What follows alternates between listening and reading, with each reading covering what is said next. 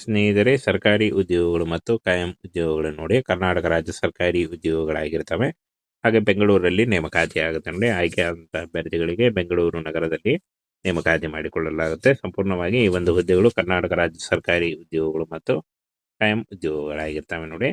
ಇನ್ನು ಫ್ರೆಂಡ್ಸ್, ಈ ಒಂದು ಹುದ್ದೆಗಳಿಗೆ ನೋಡೋದಾದ್ರೆ ನೋಡಿ, ಇಲ್ಲಿ ಘಟಕ ಆಡಳಿತಾಧಿಕಾರಿ 3 ಹುದ್ದೆಗಳಿದ್ದಾವೆ. ಆಪ್ತ ಸಮಾಲೋಚಕರು 3 ಹುದ್ದೆಗಳು ಹಾಗೂ ಸಮಾಜ ಸೇವಾ ಕಾರ್ಯಕರ್ತರು ಅಥವಾ ಕೇಸ್ ವರ್ಕರ್ 7 ಹುದ್ದೆಗಳಿದ್ದಾವೆ ನೋಡಿ.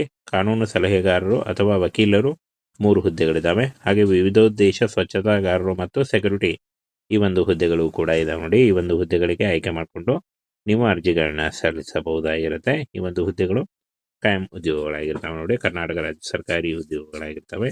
ಹಾಗೆ ಇದುವರೆಗೂ ಯಾರು ನಮ್ಮ ಟೆಲಿಗ್ರಾಮ್ ಚಾನೆಲ್ನ ಜಾಯಿನ್ ಆಗಿಲ್ಲ, ಈಗಲೇ ಜಾಯಿನ್ ಆಗಿ ಹೆಚ್ಚಿನ ಉದ್ಯೋಗ ಮಾಹಿತಿಗಳಿಗಾಗಿ. ಹಾಗೆ ಈ ಒಂದು ಹುದ್ದೆಗಳ ಬಗ್ಗೆ ನೋಟಿಫಿಕೇಶನ್ನ ನಮ್ಮ ಟೆಲಿಗ್ರಾಮ್ ಚಾನೆಲ್ ಇರುತ್ತೆ ನೋಡಿ ಫ್ರೆಂಡ್ಸ್. ಅಲ್ಲಿ ಹೋಗಿ ನೀವು ಡೌನ್ಲೋಡ್ ಮಾಡಿಕೊಂಡು ಇನ್ನೂ ಹೆಚ್ಚಿನ ಮಾಹಿತಿಯನ್ನು ತಿಳ್ಕೊಳ್ಬಹುದಾಗಿರುತ್ತೆ.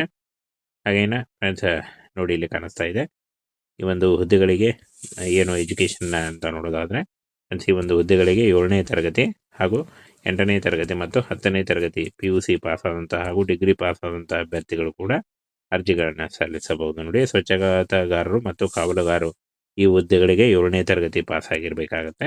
ಹಾಗೆ ಆಪ್ತ ಸಮಾಲೋಚಕ ಈ ಒಂದು ಹುದ್ದೆಗಳಿಗೆ ಡಿಗ್ರಿ ಪಾಸ್ ಆದಂತಹ ಅಭ್ಯರ್ಥಿಗಳು ಅರ್ಜಿಗಳನ್ನ ಸಲ್ಲಿಸಬಹುದಾಗಿರುತ್ತೆ ನೋಡಿ.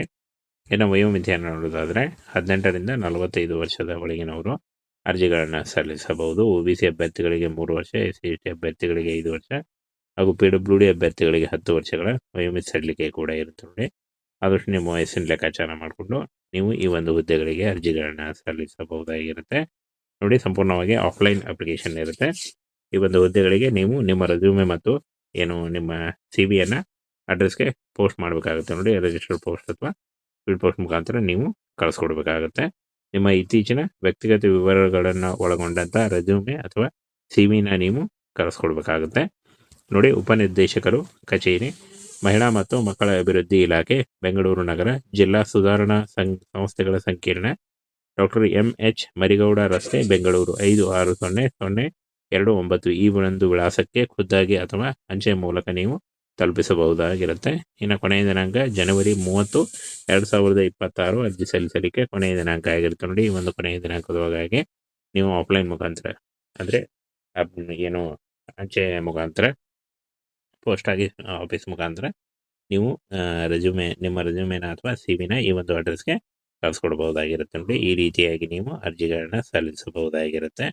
ಹಾಗೆ ಈ ಒಂದು ಹುದ್ದೆಗಳಿಗೆ ಅರ್ಜಿ ಸಲ್ಲಿಸುವಂಥ ಅಭ್ಯರ್ಥಿಗಳು ಬೋತ್ ಮೇಲ್ ಆ್ಯಂಡ್ ಫಿಮೇಲ್, ಪುರುಷ ಮತ್ತು ಮಹಿಳಾ ಅಭ್ಯರ್ಥಿಗಳು ಇಬ್ಬರು ಅರ್ಜಿಗಳನ್ನ ಸಲ್ಲಿಸಬಹುದು. 18ರಿಂದ 30 ವರ್ಷದ ಒಳಗಿನವರಾಗಿರಬೇಕಾಗುತ್ತೆ. OBC ಅಭ್ಯರ್ಥಿಗಳಿಗೆ 3 ವರ್ಷ, SC/ST ಅಭ್ಯರ್ಥಿಗಳಿಗೆ 5 ವರ್ಷ ಹಾಗೂ PWD ಅಭ್ಯರ್ಥಿಗಳಿಗೆ 10 ವರ್ಷಗಳ ವಯೋಮಿತಿ ಸಡಿಲಿಕೆ ಕೂಡ ಇರುತ್ತೆ ನೋಡಿ. 18,000ದಿಂದ 60,000ವರೆಗೂ ಪರ್ ಮಂತ್ ಸ್ಯಾಲ್ರಿ ಆಗಿರುತ್ತೆ ನೋಡಿ. ಕಾಯಂ ಉದ್ಯೋಗಗಳಾಗಿರ್ತವೆ. ಆಯ್ಕೆಯಾದಂಥ ಅಭ್ಯರ್ಥಿಗಳಿಗೆ ಬೆಂಗಳೂರು ನಗರದಲ್ಲಿ ನೇಮಕಾತಿ ಮಾಡಿಕೊಳ್ಳಲಾಗುತ್ತೆ ನೋಡಿ. ನೇರ ನೇಮಕಾತಿ ಇರುತ್ತೆ. ಯಾವುದೇ ರೀತಿಯಾದಂಥ ಲಿಖಿತ ಪರೀಕ್ಷೆ ಆಗಲಿ, ಯಾವುದೇ ರೀತಿಯಾದಂಥ ಅರ್ಜಿ ಶುಲ್ಕ ಆಗಲಿ ಇರಲ್ಲ. ನೇರ ನೇಮಕಾತಿ ಇರುತ್ತೆ. ಸ್ನೇಹಿತರೆ, ಸರ್ಕಾರಿ ಉದ್ಯೋಗಗಳು ಮತ್ತು ಕಾಯಂ ಉದ್ಯೋಗಗಳು ನೋಡಿ ಕರ್ನಾಟಕ ರಾಜ್ಯ ಸರ್ಕಾರಿ ಉದ್ಯೋಗಗಳಾಗಿರ್ತವೆ. ಹಾಗೆ ಬೆಂಗಳೂರಲ್ಲಿ ನೇಮಕಾತಿ ಆಗುತ್ತೆ ನೋಡಿ. ಆಯ್ಕೆಯಾದಂಥ ಅಭ್ಯರ್ಥಿಗಳಿಗೆ ಬೆಂಗಳೂರು ನಗರದಲ್ಲಿ ನೇಮಕಾತಿ ಮಾಡಿಕೊಳ್ಳಲಾಗುತ್ತೆ. ಸಂಪೂರ್ಣವಾಗಿ ಈ ಒಂದು ಹುದ್ದೆಗಳು ಕರ್ನಾಟಕ ರಾಜ್ಯ ಸರ್ಕಾರಿ ಉದ್ಯೋಗಗಳು ಮತ್ತು ಕಾಯಂ ಉದ್ಯೋಗಗಳಾಗಿರ್ತವೆ ನೋಡಿ. ಇನ್ನು ಫ್ರೆಂಡ್ಸ್, ಈ ಒಂದು ಹುದ್ದೆಗಳಿಗೆ ನೋಡೋದಾದರೆ ನೋಡಿ, ಇಲ್ಲಿ ಘಟಕ ಆಡಳಿತಾಧಿಕಾರಿ 3 ಹುದ್ದೆಗಳಿದ್ದಾವೆ. ಆಪ್ತ ಸಮಾಲೋಚಕರು 3 ಹುದ್ದೆಗಳು ಹಾಗೂ ಸಮಾಜ ಸೇವಾ ಕಾರ್ಯಕರ್ತರು ಅಥವಾ ಕೇಸ್ ವರ್ಕರ್ 7 ಹುದ್ದೆಗಳಿದ್ದಾವೆ ನೋಡಿ. ಕಾನೂನು ಸಲಹೆಗಾರರು ಅಥವಾ ವಕೀಲರು 3 ಹುದ್ದೆಗಳಿದ್ದಾವೆ. ಹಾಗೆ ವಿವಿಧೋದ್ದೇಶ ಸ್ವಚ್ಛತಾಗಾರರು ಮತ್ತು ಸೆಕ್ಯೂರಿಟಿ ಈ ಒಂದು ಹುದ್ದೆಗಳು ಕೂಡ ಇದಾವೆ ನೋಡಿ. ಈ ಒಂದು ಹುದ್ದೆಗಳಿಗೆ ಆಯ್ಕೆ ಮಾಡಿಕೊಂಡು ನೀವು ಅರ್ಜಿಗಳನ್ನ ಸಲ್ಲಿಸಬಹುದಾಗಿರುತ್ತೆ. ಈ ಒಂದು ಹುದ್ದೆಗಳು ಕಾಯಂ ಉದ್ಯೋಗಗಳಾಗಿರ್ತವೆ ನೋಡಿ, ಕರ್ನಾಟಕ ರಾಜ್ಯ ಸರ್ಕಾರಿ ಉದ್ಯೋಗಗಳಾಗಿರ್ತವೆ. ಹಾಗೆ ಇದುವರೆಗೂ ಯಾರು ನಮ್ಮ ಟೆಲಿಗ್ರಾಮ್ ಚಾನೆಲ್ನ ಜಾಯಿನ್ ಆಗಿಲ್ಲ, ಈಗಲೇ ಜಾಯಿನ್ ಆಗಿ ಹೆಚ್ಚಿನ ಉದ್ಯೋಗ ಮಾಹಿತಿಗಳಿಗಾಗಿ. ಹಾಗೆ ಈ ಒಂದು ಹುದ್ದೆಗಳ ಬಗ್ಗೆ ನೋಟಿಫಿಕೇಶನ್ನ ನಮ್ಮ ಟೆಲಿಗ್ರಾಮ್ ಚಾನೆಲ್ ಇರುತ್ತೆ ನೋಡಿ ಫ್ರೆಂಡ್ಸ್. ಅಲ್ಲಿ ಹೋಗಿ ನೀವು ಡೌನ್ಲೋಡ್ ಮಾಡಿಕೊಂಡು ಇನ್ನೂ ಹೆಚ್ಚಿನ ಮಾಹಿತಿಯನ್ನು ತಿಳ್ಕೊಳ್ಬಹುದಾಗಿರುತ್ತೆ. ಹಾಗೇನ ಫ್ರೆಂಡ್ಸ್, ನೋಡಿ ಇಲ್ಲಿ ಕಾಣಿಸ್ತಾ ಇದೆ ಈ ಒಂದು ಹುದ್ದೆಗಳಿಗೆ ಏನು ಎಜುಕೇಷನ್ನ ಅಂತ ನೋಡೋದಾದರೆ ಫ್ರೆಂಡ್ಸ್, ಈ ಒಂದು ಹುದ್ದೆಗಳಿಗೆ 7ನೇ ತರಗತಿ ಹಾಗೂ 8ನೇ ತರಗತಿ ಮತ್ತು 10ನೇ ತರಗತಿ PUC ಪಾಸ್ ಆದಂತಹ ಹಾಗೂ ಡಿಗ್ರಿ ಪಾಸ್ ಆದಂತಹ ಅಭ್ಯರ್ಥಿಗಳು ಕೂಡ ಅರ್ಜಿಗಳನ್ನ ಸಲ್ಲಿಸಬಹುದು ನೋಡಿ. ಸ್ವಚ್ಛತಾಗಾರರು ಮತ್ತು ಕಾವಲುಗಾರರು ಈ ಹುದ್ದೆಗಳಿಗೆ 7ನೇ ತರಗತಿ ಪಾಸ್ ಆಗಿರಬೇಕಾಗತ್ತೆ. ಹಾಗೆ ಆಪ್ತ ಸಮಾಲೋಚಕ ಈ ಒಂದು ಹುದ್ದೆಗಳಿಗೆ ಡಿಗ್ರಿ ಪಾಸ್ ಆದಂತಹ ಅಭ್ಯರ್ಥಿಗಳು ಅರ್ಜಿಗಳನ್ನ ಸಲ್ಲಿಸಬಹುದಾಗಿರುತ್ತೆ ನೋಡಿ.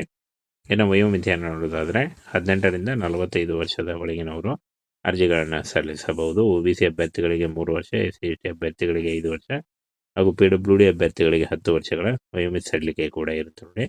ಆದಷ್ಟು ನಿಮ್ಮ ವಯಸ್ಸಿನ ಲೆಕ್ಕಾಚಾರ ಮಾಡಿಕೊಂಡು ನೀವು ಈ ಒಂದು ಹುದ್ದೆಗಳಿಗೆ ಅರ್ಜಿಗಳನ್ನ ಸಲ್ಲಿಸಬಹುದಾಗಿರುತ್ತೆ ನೋಡಿ. ಸಂಪೂರ್ಣವಾಗಿ ಆಫ್ಲೈನ್ ಅಪ್ಲಿಕೇಶನ್ ಇರುತ್ತೆ. ಈ ಒಂದು ಹುದ್ದೆಗಳಿಗೆ ನೀವು ನಿಮ್ಮ ರೆಸ್ಯೂಮೆ ಮತ್ತು ಏನು ನಿಮ್ಮ CV-ಯನ್ನು ಅಡ್ರೆಸ್ಗೆ ಪೋಸ್ಟ್ ಮಾಡಬೇಕಾಗುತ್ತೆ ನೋಡಿ. ರಿಜಿಸ್ಟರ್ಡ್ ಪೋಸ್ಟ್ ಅಥವಾ ಸ್ಪೀಡ್ ಪೋಸ್ಟ್ ಮುಖಾಂತರ ನೀವು ಕಳಿಸ್ಕೊಡ್ಬೇಕಾಗುತ್ತೆ. ನಿಮ್ಮ ಇತ್ತೀಚಿನ ವ್ಯಕ್ತಿಗತ ವಿವರಗಳನ್ನು ಒಳಗೊಂಡಂಥ ರೆಸ್ಯೂಮೆ ಅಥವಾ CV-ನ ನೀವು ಕಳಿಸ್ಕೊಡ್ಬೇಕಾಗುತ್ತೆ ನೋಡಿ. ಉಪನಿರ್ದೇಶಕರು ಕಚೇರಿ, ಮಹಿಳಾ ಮತ್ತು ಮಕ್ಕಳ ಅಭಿವೃದ್ಧಿ ಇಲಾಖೆ, ಬೆಂಗಳೂರು ನಗರ, ಜಿಲ್ಲಾ ಸುಧಾರಣಾ ಸಂಸ್ಥೆಗಳ ಸಂಕೀರ್ಣ, ಡಾಕ್ಟರ್ MH ಮರಿಗೌಡ ರಸ್ತೆ, ಬೆಂಗಳೂರು 560029 ಈ ಒಂದು ವಿಳಾಸಕ್ಕೆ ಖುದ್ದಾಗಿ ಅಥವಾ ಅಂಚೆ ಮೂಲಕ ನೀವು ತಲುಪಿಸಬಹುದಾಗಿರುತ್ತೆ.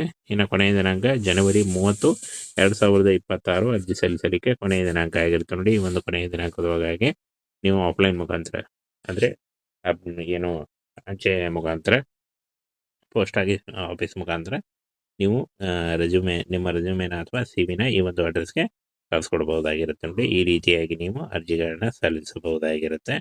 ಹಾಗೆ ಈ ಒಂದು ಹುದ್ದೆಗಳಿಗೆ ಅರ್ಜಿ ಸಲ್ಲಿಸುವಂಥ ಅಭ್ಯರ್ಥಿಗಳು ಬೋತ್ ಮೇಲ್ ಆ್ಯಂಡ್ ಫಿಮೇಲ್, ಪುರುಷ ಮತ್ತು ಮಹಿಳಾ ಅಭ್ಯರ್ಥಿಗಳು ಇಬ್ಬರು ಅರ್ಜಿಗಳನ್ನ ಸಲ್ಲಿಸಬಹುದು. 18ರಿಂದ 30 ವರ್ಷದ ಒಳಗಿನವರಾಗಿರಬೇಕಾಗುತ್ತೆ. OBC ಅಭ್ಯರ್ಥಿಗಳಿಗೆ 3 ವರ್ಷ, SC/ST ಅಭ್ಯರ್ಥಿಗಳಿಗೆ 5 ವರ್ಷ ಹಾಗೂ PWD ಅಭ್ಯರ್ಥಿಗಳಿಗೆ 10 ವರ್ಷಗಳ ವಯೋಮಿತಿ ಸಡಿಲಿಕೆ ಕೂಡ ಇರುತ್ತೆ ನೋಡಿ. 18,000ದಿಂದ 60,000ವರೆಗೂ ಪರ್ ಮಂತ್ ಸ್ಯಾಲ್ರಿ ಆಗಿರುತ್ತೆ ನೋಡಿ.